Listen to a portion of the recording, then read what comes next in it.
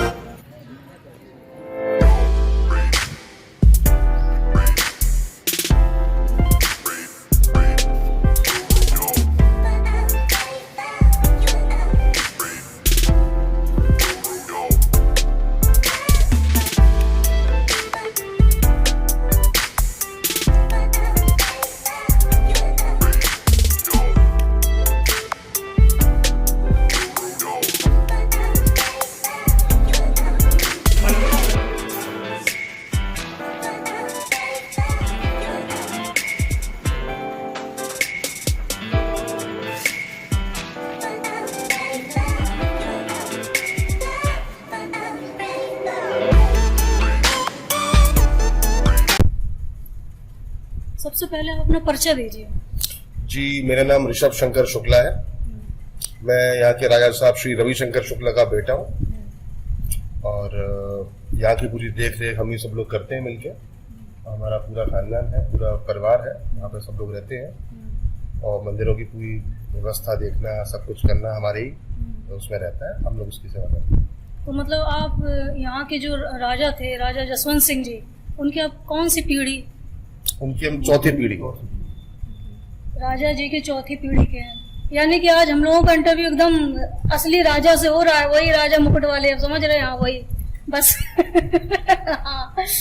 हाँ तो ये चौथी पीढ़ी से है ना जी। चौथी पीढ़ी से राजा जी के वंशज हमारे साथ हैं, जिनका नाम है ऋषभ शंकर शुक्ला। आदरणीय श्री ऋषभ शंकर शुक्ला जी हमारे साथ हैं। तो भैया जी आप ये बताइए कि इस मंदिर का जो इतिहास है, लखना मंदिर का, ये कितना पुराना इतिहास है? आप हमें पूरा इतिहास बताइए आराम से। जी, इतिहास में ये है, देखिए हमारे जो बाबा के बाबा थे राजा जसवंत राव, वो कालका मैया के, माँ काली के बहुत बड़े उपासक थे। तो पहले के जमाने में नदी के पुल नहीं हुआ करता था। यहाँ से वो जाते थे चकननगर क्षेत्र में, वहां पे दर्शन करने जाते थे मैया के। तो एक बार ऐसे हुआ कि वो दर्शन करने जा रहे थे तो वहां पे नदी में बहुत तेज बाढ़ आ गई थी। बारिश का मौसम था। वो जाते प्रतिदिन थे, हर रात एक बार उनको मंदिर जाना ही था। तो वो जा रहे थे तो वहां पे जो मल्लाह थे, नाविक, उन्होंने कहा राजा साहब मत जाइए क्योंकि नदी बहुत तूफान पे है, नदी नाव पलट जाएगी। और उसमें नदियां बहुत चौड़ी हुआ करती थी। नदियां अब इतनी चौड़ी नहीं रह गई हैं, पॉल्यूशन है, सब कुछ है, तो मना कर दिया। तो राजा साहब बहुत उदास हुए थे। तो बाबा साहब ने क्या किया, नदी के किनारे ही पेड़ के नीचे अपना टेंट वेंट जो उसमें होता था, बैरक, सैनिक के बैरक होते सब कुछ लगा के वहीं लेट गए, वहीं विश्राम किया। जैसी नदी उफान कम होगा मैं वहां जाऊंगा और साधना करने लगे माता की। साधना करते करते रात में जब सोए तो मैया के बहुत बड़े भक्त थे। तो मैया सपने में आई, बोले तुम्हारी भक्ति से बहुत प्रसन्न हूं मैं, अब मैं एक जगह तुम्हारी नगर में प्रकट होंगी और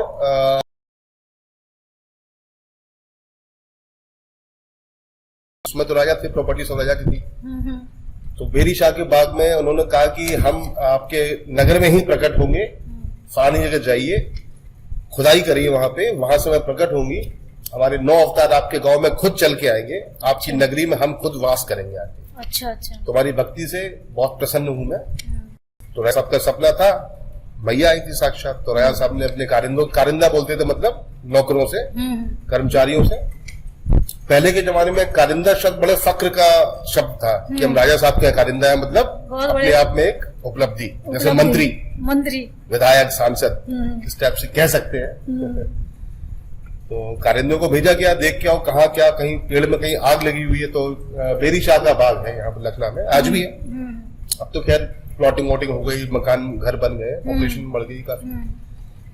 तो वहां पे देखा गया पेड़ में आग लगी हुई थी और पेड़ के नीचे माता की वहां पे प्रतिमाएं निकली।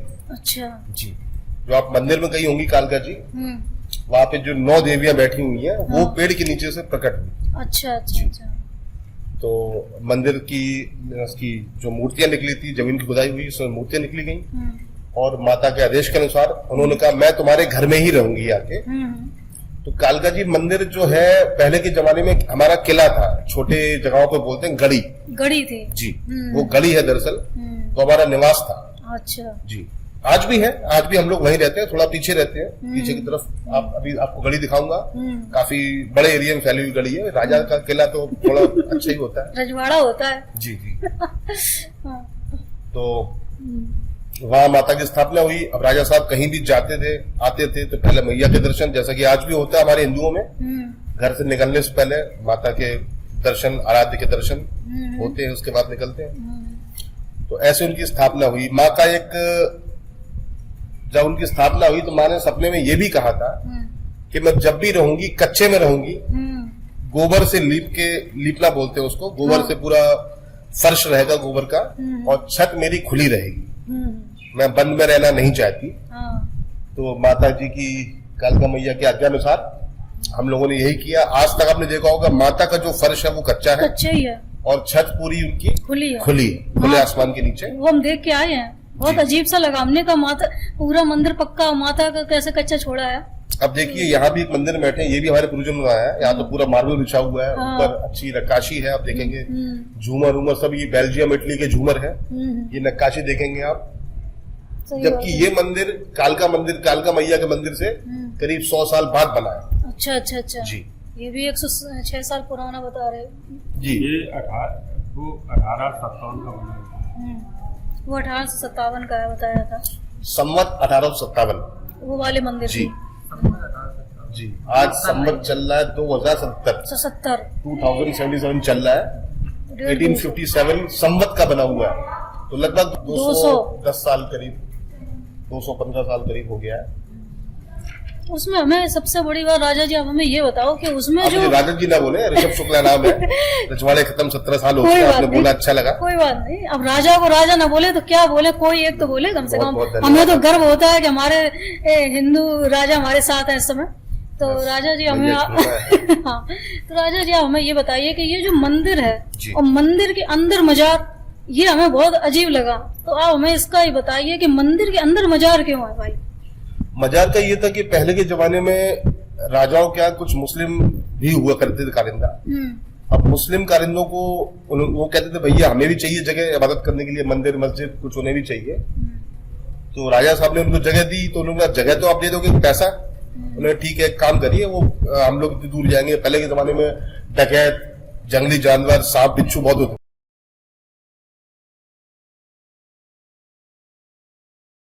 साईं बाबा, सईद बाबा की, ये हम सईद बाबा कहते हैं आजकल, उनकी मजार वहां स्थापित करेगी, जिससे हिंदू मुस्लिम सौहार्द बना रहे और सब लोग एकता से रहे। तो मतलब जो वो सैयद बाबा हैं, क्या वो माता काली के भक्त थे? नहीं, ऐसा तो नहीं है, वो उनकी पूजा स्थल था जो हम लोगों ने इनको दिया, मुस्लिम लोगों को। तो वो माता के बगल में कैसे बैठ गए? आस्था का स्थल था, और भी लोगों को चाहिए थी, जरूरत थी आस्था की, मतलब पूजा पाठ करने की जगह चाहिए थी, और लोगों को पैसा नहीं था, तो हमने कहा ठीक है आप माता के मंदिर में बनाइए, माता के मतलब माता के मंदिर के अंदर मजार। जी, यही तो पहले की खासियत थी। लेकिन राजा जी आप हमें ये बताओ, दिल पे हाथ रख के ईमानदारी से, कि पूरे विश्व के किसी भी मस्जिद में क्या हमारे कोई भी हिंदू देवी देवता हैं? पहले के जमाने में भले ही होंगे, लेकिन आज के समय को देखते हुए मुमकिन नहीं है। मतलब पूरे विश्व का इतिहास देख लो, किसी भी मस्जिद में हिंदू देवी देवता नहीं मिलेंगे जी। लेकिन हमारे माता के मंदिर में मजार। अब जो राजा साहब की इच्छा थी, कालका मैया की इच्छा थी, वही होगा। हम तो आप सिर्फ करने वाले हैं, तो कालका मैया का आदेश था, वही हुआ। मतलब हम हिंदू लोग इतने दयावान। हिंदू दयावान ना होता तो आज विश्व में सबसे ज्यादा मस्जिदें हमारे हिंदुस्तान में है। दुनिया की पहली मस्जिद हिंदुस्तान में बनी थी। समय ऐसा बदला कि हम अपने मंदिरों में जाने तरस रहे हैं। वही हमारे मंदिर सुरक्षित नहीं है। लेकिन एक जमाने में पहला जो मस्जिद थी विश्व की, वो केरला में बनी थी, केरला के राजा साहब ने बनवाई थी अपने खर्चे पे। उस समय तो सोचा होगा कि हम लोग एक बन के रहेंगे, एक मिल के रहेंगे। कोशिश भी हुई हमेशा, कई बार इसमें हम लोग सफल भी हुए, कई बार असफल हुए। ये तो सब समय की बात है। सच की दस्तक के सारे पाठकों और पूरे भारतवर्ष की जनता आज लखनऊ के राजा के वंशज हमारे साथ हैं और वो पूरे देश के समस्त हिंदुओं को और समस्त मुसलमानों से कोई एक शांति की अपील करेंगे। ये जो हिंदू मुस्लिम चल रहा हमारे देश में, देखिए हिंदू मुस्लिम बिल्कुल नहीं होना चाहिए। हमें एक दूसरे की आस्था का सम्मान करना चाहिए और हिंदुओं का दिल हमेशा से बड़ा रहा है, रहेगा। विश्व की पहली मस्जिद हिंदुस्तान में बनी थी, केरला में। आज भी आप देखेंगे विश्व में सबसे ज्यादा मस्जिदें या गिरजाघर ईसाइयों के कहीं है तो वो इंडिया में है। और देखा जाए पिछले 100 सालों में जितने मस्जिद बनी है, जितने गिरजाघर बने हैं, उससे कम मंदिर बने हैं। इतनी कहना चाहूंगा, हम लोग को हमेशा प्यार से रहना चाहिए, एक दूसरे का सम्मान करना चाहिए और सबकी जो भावनाएं हैं उसकी कदर करनी चाहिए ताकि किसी की भावना आहत ना हो और हम मिलजुल के एक साथ रह सकें। तो ये जो ज्ञानवापी का जो मामला चल रहा है कि काशी के जो भगवान महाकाल है उनके बगल में मुसलमान, हमारे जो भगवान श्री कृष्ण जी हैं, गोविंद हमारे, वो जन्मभूमि में उनके बगल में मुसलमान। जी पेशे से मैं एक वकील भी हूं कि अगर मथुरा मंदिर की बात करें श्री कृष्ण जन्मभूमि की, तो आपको शायद जानकारी होगी। वैसे तो कुछ मैं बता देता हूं। उसमें जो मस्जिद की जगह है वो किराए पे है, उसका किराया आज भी मंदिर को जाता है। वो किराएदार है, वो मालिक नहीं उस जगह के। ये शायद आपको जानकारी होगी, मेरे ख्याल से काफी आजकल चलता रहता है। आप दो जानकारी राजा जी, आप दो जानकारी। वो जगह जो मस्जिद बनी हुई है, ठीक है, उसमें जगह की कोई कीमत नहीं थी, तो हम लोग को लगता था, आज भी लगता है कि हम सब मिलकर साथ रह सकते हैं। इसलिए सौहार्द बना रहे लोगों के बीच में, आपसी एकता बनी रहे, हिंदुस्तान संगठित हो, शक्तिशाली हो। मतलब वो जो मथुरा की आप बात कर रहे हैं वो किराए पे थी? जी आज भी किराए पे है, उसका किराया आता है। वो भूमि किसी वक्फ की या मुस्लिम लैंडलॉर्ड की या किसी जमींदार की नहीं है, वो मंदिर की भूमि है, किराए पे है, किराए पर है। उसका किराया आज भी आता है। लेकिन वही बात है, अब मकान मालिक खाली नहीं करा पा रहा है। भारत के कानून कुछ ऐसे हैं, 20 साल से ज्यादा रह गए तो आप किराए से खाली नहीं करा सकते, जो कि गलत है। मकान मालिक जब चाहे तब तो खाली करा सकते हैं। राजा जी एक बात सोच बताइए कि जो चीज किराए की है उसको शाही मस्जिद कैसे कह सकते हैं? वो तो नाम रखने के ऊपर है, कुछ भी रख दीजिए, है ना? शाही रख दीजिए, शहनशाही रख दीजिए, वो तो नाम रखने के ऊपर है ना? तो लोग है तो वो किराए की है, वो जगह किराए पे। भाई आप भी कोई जगह किराए पे लेते हैं, सैमसंग जो अपनी विदेशी कंपनियां हैं, जापान की, कोरियन कंपनी है, इंडिया में आती सैमसंग ही नाम रहेगा ना, सैमसंग तो सैमसंग ही रहेगी। अब उसको शाही सैमसंग कर दो तो क्या दिक्कत है? वो तो लोगों के ऊपर है। जिस मंदिर में हम लोग बैठे हैं जी, गोविंद हमारे आराम कर रहे हैं, तो इस मंदिर का भी कोई इतिहास है तो आप बताइए। जी हमारी परदादी रानी महालक्ष्मी बाई ने मंदिर बनवाया था। इस मंदिर को 109 साल कंप्लीट हो चुके हैं और इसमें आप देखेंगे झूमर उमर जो लगे हैं उसी जमाने के बेल्जियम से लाए हुए हैं। ये सारे झूमर नक्काशियां तो खैर हमारे राजस्थानी कारीगरों ने, कलाकारों ने करी हैं। और ये जितने आप झूमर देख रहे हैं इसमें काफी टूट गए हैं, जिनकी रिपेयरिंग होना मुमकिन नहीं है। तो जो लगे हुए उन्हीं को सुरक्षित करना हमारा फर्ज है, उसकी सेवा हम लोग कर रहे हैं और पूरी कोशिश रहती है कि मंदिर की देखरेख बहुत अच्छे से हो। और आप देखेंगे देखरेख के नाम पे बहुत अच्छा लोग इंतजाम कर रखा है। यहाँ पे श्रद्धालु आते हैं, उनके बैठने की व्यवस्था, ठंडे पानी की व्यवस्था, वाटर कूलर, चिलर, समर सब लगा रखा है। तो राजा जी, आप राजा जी के अलग वर्तमान में क्या कर रहे हैं? जी वर्तमान में हमारे छोटे मोटे एक दो उद्योग कर रखे हैं, मैया की कृपा से बिजनेस करते हैं हम लोग। मैरिज होम है, गैस एजेंसी है और प्रॉपर्टी की देखरेख है। और जो हमारे यहाँ 2 छोटी गलियां हैं, छोटे किले को गली बोलते हैं, छोटे किले को गढ़ी बोलते हैं जी। तो उसमें काफी लोग हमारे परिवार रहते हैं जो 3 पीढ़ी से रह रहे हैं। जैसे जब रियासत खत्म हुई तो जो हाथी पालक था तो हाथी घर दे दिया उसे कि आप रहिए, सेवा करिए, और वो रह रहे हैं आज भी। कोई घुड़साल का पालक था तो घुड़साल दे दी उसे कि आप वहां रहिए। कोई जेल पालक था, जेल पालक यानी आज का जेलर, तो जेल दे दी उसे कि आप उसमें रहिए। तो आज वो लोग रह रहे हैं खुशी खुशी और बदले में हमें सम्मान मिलता है। किराया तो क्या मिलता है, तो अब हमारे घर की बात, हमारे लोग हैं। मतलब राजा हमारे भारतवर्ष के राजा केवल सम्मान के लिए कुछ भी चला जाए लेकिन सम्मान न जाए, आन हमारी पहले है ना। सम्मान के लिए जीते थे हमारे भारतवर्ष के राजा।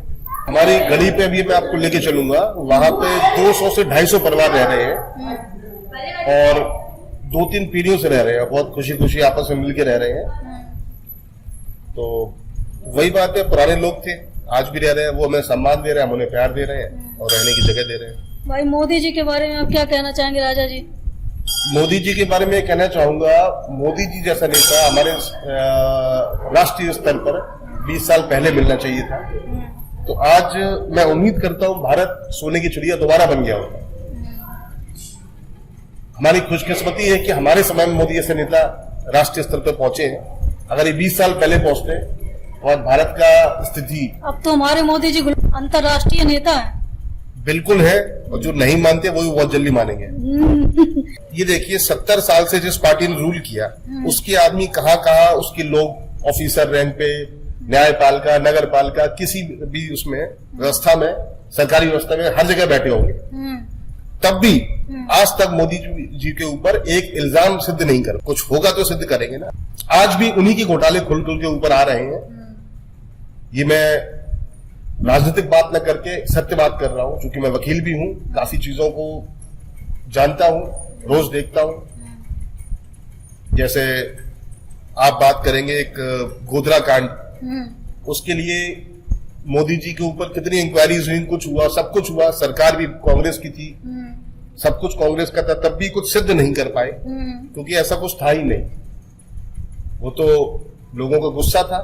हमारे कार सेवक मेरे ख्याल से 57 जो राम के भजन गाते हुए जा रहे थे, उनको ट्रेन में जिंदा जला दिया गया था और मेरे ख्याल से 3000 लीटर पेट्रोल छम से जादू से तो आ नहीं जाएगा। सही बात है, बिल्कुल सही बात। उसकी पूरी तैयारी करी गई होगी। बिल्कुल, ये लोग तैयारी करते पहले से। ये लोग तैयारी करके आए थे, तभी तो इतना बड़ा हमला कर पाए, इतना बड़ा हमला कर पाए। और ट्रेन रुकते ही सारे गेट बंद कर दिए जिससे कोई भाग ना पाए। इसका मतलब प्लानिंग थी। सही बात है। ये तो सर राजनीतिक बातें हैं, लेकिन तो सच्चाई तो सच्चाई रही। तो एक राजा ये चाहेंगे कि 2024 में भी मोदी जी की सरकार आए? जी बिल्कुल, 2024 तो बहुत जरूरी है। उसके बाद 29 और 34 के चुनाव हो, उसमें भी हमें मोदी जी ही चाहिए। देखिए भाई पुजारी, हाँ पुजारी जी क्या कह रहे हैं मोदी जी की सरकार के बारे में? देखो पुजारी जी क्या कह रहे हैं, आप क्या कह रहे हैं? हाँ 24 में आएगी क्या? 24 में 100% आएगी, उसके बाद में भी आएगी। अब किसी की दूसरी आने कोई संभावना नहीं है। मोदी जैसा नेता भारतवर्ष में दोबारा नहीं मिलेगा। देखो हम नहीं कह रहे, पुजारी जी कह रहे भाई। मैं तो ये चाहूंगा ऐसा कोई टॉनिक, ऐसी कोई दवाई हमारे साइंटिस्ट बनाए जिससे मोदी जी का जीवन 100 साल और बढ़ जाए। और जो मोदी जी को दिन भर गालियां देते हैं, उनके लिए भी 2 शब्द। आप गाली देते रहो, आप कीचड़ उछालते रहो, हम कमल खिलाते रहेंगे। आप गालियां देते रहो, आप कीचड़ उछालते रहो, लेकिन कमल खिलता रहेगा। जितना कीचड़ उछलेगा उतना ही कमल खिलेगा। आप भी कुछ बोले। योगी जी के बारे में क्या राय है भाई आप लोगों की? योगी जी की राय पूछनी है तो जाके आप दिल्ली वालों से पूछिए। जो बुलडोजर यूपी में चलता था, वो आज शाहीन बाग, दिल्ली के बहुत से इलाके, आज भी कहीं न्यूज में सुबह देख रहा था मैं, 2-3 लाखों में चल रहा है। इतिहास में पहली बार, हिंदुस्तान के इतिहास पहली बार बुलडोजर चलना किसी राज्य में मुस्लिम इलाकों से शुरू हुआ है। वरना इतिहास गवाह रहा है बुलडोजर या अतिक्रमण या किसी भी बहाने से प्रताड़ित करने की कोशिश होती है, इलीगल, ये तो सही है, वो हिंदू इलाकों में शुरू होती है। अब जैसे बिजली का देख लीजिए, जब योगी जी ने बिजली का ये जंपर कटिया डालते हैं लोग, उसके खिलाफ एक्शन शुरू हुए थे, वो भी हर इलाके में शुरू हुआ था। भाई योगी जी तो इतिहास लिखने वाले हैं। पहला राष्ट्रनेता अपने यूपी में मिला ऐसा नेता जिसने सभी इलाकों में सारी योजनाएं, जैसे कोई अच्छी योजना है, कोई अतिक्रमण हटाने की योजना है, सड़क योजना है, पेयजल योजना है, अन्न जो बांटा जा रहा है वो योजना है, वो हर इलाके में शौचालय, मकान हर जगह दिया रहे। आप शहरी इलाकों में जाइए, 80% मुस्लिम आपको मिलेंगे वहां पे राशन लेते हुए। बिल्कुल। तो भेदभाव की कोई बात नहीं है। जो कह रहे हैं मैं कहता हूँ और कहिए, कमल दोबारा खिलेगा। महंगाई क्लियर हो रहे हैं कि 1000 का सिलेंडर हो गया। महंगाई बढ़ेगी, कोई इतनी ज्यादा नहीं बढ़ेगी। जब आदमी 200-300 रुपया को क्वार्टर की थी, पुजारी जी कह रहे हैं कि जब क्वार्टर महंगा नहीं लग रहा तो सिलेंडर महंगा काहे को लग रहा। हाँ, सिलेंडर क्यों महंगा लग रहा है? और सबसे ज्यादा भीड़ तो वही होती है ठेके पे। ठेके पे बिल्कुल सही। आप महंगाई आपको देखनी है तो दिल्ली के पिक्चर हॉलों में जाके देखिए। कई महंगाई 10 रुपए का पॉपकॉर्न 250 रुपए में आदमी बड़े प्रेम से ले रहा है, और वो आधा लीटर की जो कोल्ड ड्रिंक 40-50 रुपए की आती है वो 400 रुपए की ले रहा है। महंगाई। और सोचिए, महंगाई के लिए सबसे ज्यादा वही रो रहे हैं जिनको कोई फर्क नहीं पड़ता। आप किसी गरीब से कह दिए तू गरीब है, वो आपसे लाठी चला देगा, लड़ जाएगा आपसे। जब वो गरीब अपने आप को गरीब मानने को तैयार नहीं है, और उसके हिमायती वो बन रहे हैं जिन्हें उससे कोई मतलब नहीं है। मतलब मोदी जी के खिलाफ और योगी जी के खिलाफ केवल राजनीति हो रही है। ये एक षड्यंत्र है। अब देखिए, बात महंगाई की आप करते हैं, अभी सिलेंडर 1000 रुपए हो गया है भाई, 2022 में चल रहा है। और इन सब चीजों को रोकने के लिए सबसे पहले मैं अपील करूंगा भारत सरकार से, पॉपुलेशन कंट्रोल एक्ट लेके आइए, महंगाई अपने आप खत्म हो जाएगी। सही बात है। टैक्स देने वाले 4, खाने वाले 96, तो महंगाई बढ़ेगी। मतलब हम जनसंख्या बढ़ाते रहेंगे और बेरोजगारी का रोना रोते रहेंगे। मोदी जी और योगी जी इसमें बहुत कुछ कर सकते हैं, जैसे पॉपुलेशन कंट्रोल एक्ट, जनसंख्या नियंत्रण, प्लस आपका ये जो बिल एक आने को है, उस बहुत चर्चा चल रही है आजकल, कॉमन सिविल कोड। ये 2 बिल जिस दिन हिंदुस्तान में आ गए, उसके 10 साल बाद हिंदुस्तान को सोने की चिड़िया बनने से कोई रोक नहीं सकता। तो ये जो समान नागरिक सहायता का जो आ रहा है, इसमें सबसे अच्छा काम क्या होगा? सबसे अच्छा काम ये होगा कि सबके लिए कॉमन कानून। आप ऐसा विचार कर सकते हैं भाई, अगर मुस्लिमों की बात करें, मुस्लिमों लगता है ये हमारे खिलाफ है। कॉमन सिविल कोड यूएई में लागू है, पाकिस्तान में लागू है। क्यों? सही बात है। क्योंकि वो सोचते हैं कि जरूरत है। यूएई के मुस्लिम सबसे कट्टर मुस्लिम, सबसे बड़े मुस्लिम और सबसे पैसे वाले मुस्लिम, सबसे मतलब प्योर मुस्लिम माने जाते हैं। वहां के कानून आग के बदले आग है, क्योंकि वो जानते हैं कि इस कौम को कंट्रोल करना है तो आग के बदले आग का कानून लाना पड़ेगा। अभी आप हिंदुस्तान में आग के बदले आग का कानून लाइए, देखिए आपके साथ वाले आपके विरोध में खड़े हो जाएंगे। सही बात है। मतलब न्याय नहीं होता, यहाँ निर्णय हो रहा है। न्याय का मतलब तो ये है कि किसी ने किसी का हत्या किया तो उसको साथ भी वही होना चाहिए। नहीं, ये न्याय वहीं लागू हो सकता है जहां पे लोग कानून मानने को तैयार ही नहीं है। ये न्यायपालिका अगर ये आग के बदले आग लेगी तो दुनिया अंधी हो जाएगी। हाँ, ये भी बात है। लेकिन कुछ लोगों को कंट्रोल करने के लिए ऐसे सख्त कानून, मैं ये नहीं कहता आग के बदले आग, लेकिन कुछ ऐसे सख्त कानून बनाए जाए। और कानून तो हालांकि हमारे देश में हर तरह का है, इनको बस ठीक से लागू कर दिया जाए, ठीक से अप्लाई कर दिया जाए, एग्जीक्यूट कर दिया जाए, तो भी वो पर्याप्त हो।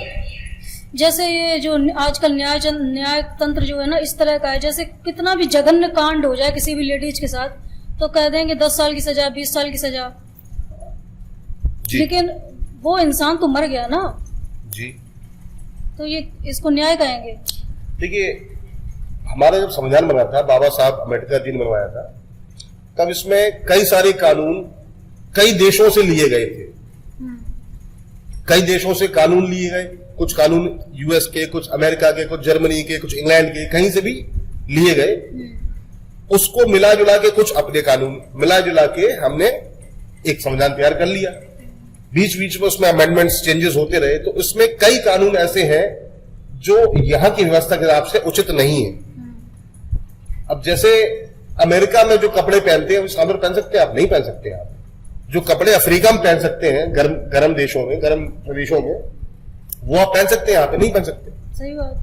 तो जगह के हिसाब से, व्यवस्था के हिसाब से, भाई उनके देश में हिंदू मुस्लिम सिख ईसाई सब इकट्ठे नहीं रह रहे, हमारे रह रहे। हाँ, मेन बात तो यही है। तो हमें कानून अपनी व्यवस्था, अपनी पॉपुलेशन, अपने हिसाब से बनानी चाहिए। बिल्कुल। तो इसमें कई कानूनों में काफी बदलाव की जरूरत है। बदलते तो रहते ही हैं, खैर अमेंडमेंट्स होते रहते हैं, लेकिन उसमें बहुत जल्दी और अच्छे सुधार होने की जरूरत है और वो हो भी रहे हैं। हालांकि मतलब तुरंत न्याय की व्यवस्था होना जरूरी है, न्याय भी थोड़ा शीघ्र हो, है ना? फास्ट ट्रैक कोर्ट्स भी बने हुए हैं, काम कर रहे हैं, लेकिन इतना लोड है उनके ऊपर, क्राइम इतना ज्यादा है, कोर्ट इतने कम है। हालांकि अभी एक कानून आने वाला है कि जिससे कि हमारे न्यायपालिका में काफी तारीख पड़ती रहती है, इसमें वो तारीख पे तारीख वाला जो चलता है। इस पे भी भारत सरकार बहुत जल्दी फाइन का सिस्टम शुरू करने वाली है। अगर वो होता है तो अच्छा रहेगा और जल्दी न्याय मिलेगा। ये बहुत अच्छा एक कदम है भारत सरकार का। फाइन सिस्टम लागू होने जा रहा है, जो लोग जहाँ तारीख पे तारीख लगाएंगे उन पे फाइन लगेगी, है ना? हाँ, ऐसा सुनने में आ रहा है, कानून कुछ ऐसा बनने वाला है कि डिले इन जस्टिस अगर होता है तो उस पर एक्शन लिया जाएगा। डिले इन जस्टिस से वैसे भी सारी दुनिया दुखी है, भारत ज्यादा दुखी है, बाकी दुनिया का तो नहीं पता। तो राजा जी आपसे मिलके बहुत अच्छा लगा और आपसे ढेर सारी बातें हुई।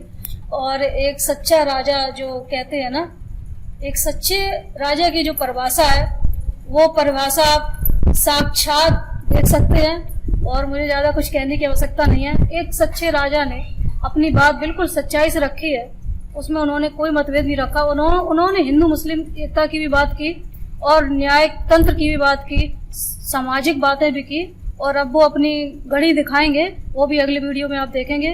तो धन्यवाद, देखते रहिए सच की दस्तक, जो सच पहुंचाए सीधा आप तक। Thank you so much.